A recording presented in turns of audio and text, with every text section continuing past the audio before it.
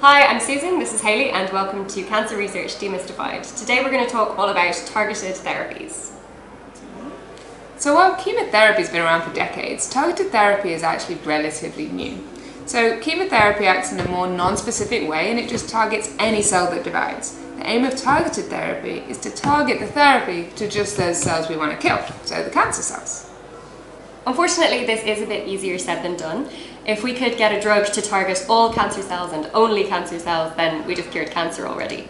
Cancer cells can be a little bit trickier to identify than that, but researchers are getting better at picking them out and finding drugs that they can target directly to them. So one of the best ways to target drugs is using the proteins on the surface of cells. So each cell has millions of different proteins on the surface. These proteins are different on different types of cells, and they can be different in cancer as well.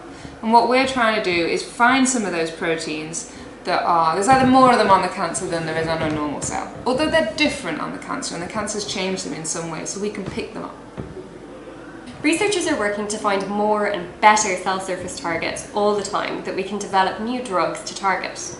There are hundreds of drugs in development and out in the clinic already that target cell surface proteins like these ones. They're not perfect, they will still sometimes pick up some healthy cells, but because they're much more targeted than chemotherapy, you do see less side effects than you get with chemotherapy. So the classic example of targeted therapy is in breast cancer. So some breast cancer cells have an awful lot of a molecule on their surface called HER2. And we can get drugs that are against that HER2, things that you might have heard of called Herceptin.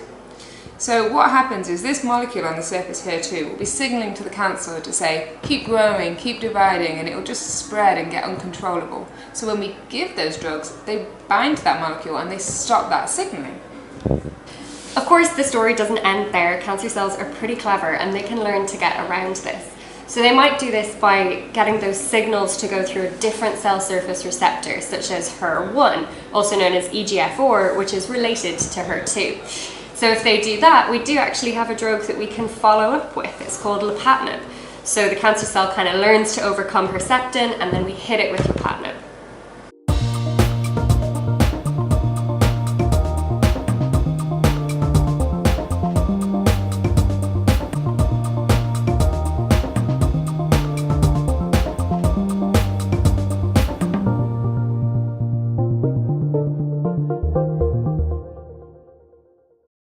So this becomes a bit of a back and forth between the cancer itself and the doctors and the treatments they're using. We give one, the cancer overcomes it, we give another, and what we're really trying to do in research at the moment is predict that change, to be that one step ahead. So using things like blood tests, MRIs, different ways of measuring if resistance is developing and what we should go for next.